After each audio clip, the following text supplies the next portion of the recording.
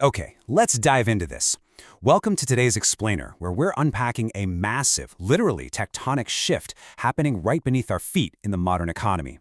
We're talking about the changing labor landscape, right? How highly skilled human capital is moving across international borders and what this actually means for global value chains. Now, if you follow global markets, you know labor dynamics are evolving super fast. But today, we're going to break down the nuts and bolts of this transformation, looking at a really specific analysis to figure out the forces driving talent all around the world. Employees are partners in progress, not slaves. Wow, right? It's a really striking, powerful statement. And this comes directly from the insightful piece of analysis we're examining today, authored by Oluyomi Oladavid. She frames the modern employment relationship not just as your standard transactional exchange, time for money, but as a critical partnership. Throughout her work, she makes it absolutely clear that treating employees as true partners is the fundamental starting point for any organization trying to navigate these crazy labor shifts we're seeing right now. So to really grasp the rate of her arguments, it helps to know exactly whose perspective we're looking through here. Oluyomi Oladavid is a Nigerian thinker deeply concerned with global development. She isn't just up in an ivory tower observing macroeconomic trends from a distance. No, her focus is intensely practical. She's dedicated to generating actual solutions and influencing policy.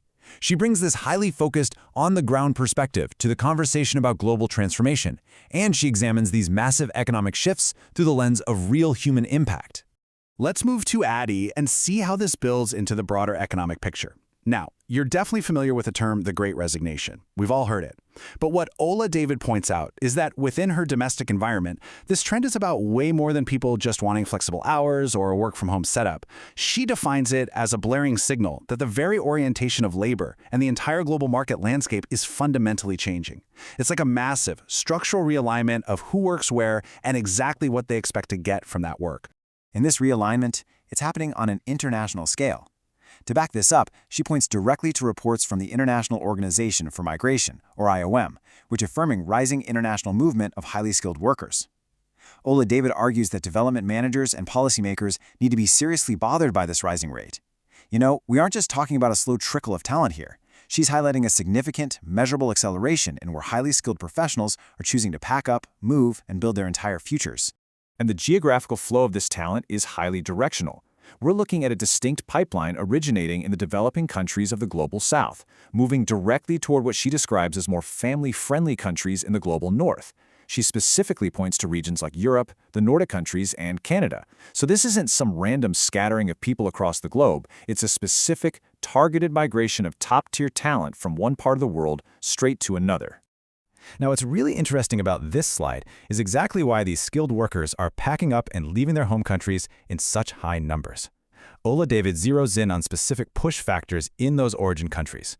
The two massive drivers she identifies are unfavorable local economic environments and inadequate social security. Think about it. When highly trained professionals look around and see economic instability combined with a total lack of a safety net for their families, well, they're naturally pushed outward, seeking those family-friendly environments in the global north. Section 1. The Development Paradox, Weighing the Costs and Benefits. Let's get right into it. And this brilliantly illustrates how this migration creates a very complex, dual-edged reality for the countries losing that top talent. To truly grasp the macroeconomic impact of this talent pipeline, we need to carefully weigh the immediate benefits against the long-term costs. On one side of the ledger, you've got the potential gains, the promise of remittance flows. Migrants working abroad send capital back home, which provides a real short-term economic boost. But look at the flip side, the retrogressive reality. She neutrally observes that in the medium to long term, the human capital losses, literally the drain of brilliant doctors, engineers, and innovators, can actually regress local development. It's a devastating trade-off where short-term cash flow kind of masks long-term systemic damage. Moving on to Section 2, Macroeconomic Solutions. Here are the paths forward for both employers and governments. So how on earth do we address this human capital flight?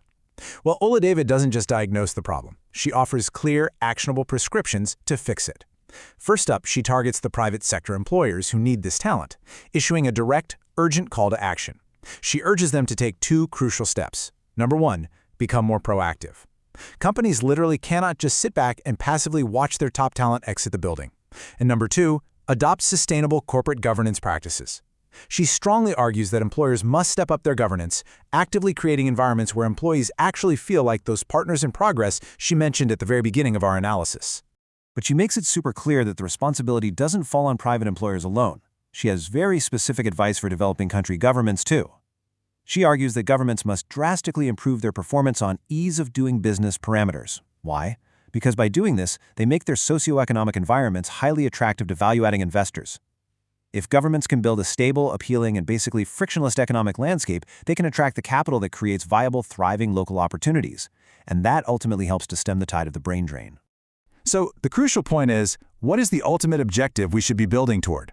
Well, Ola David's vision is the creation of flexible global value chains.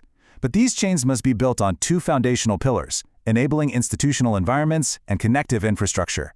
If these elements are firmly in place, the global economy can actively include economic agents who are resident in developing countries, rather than feeling the need to geographically extract them.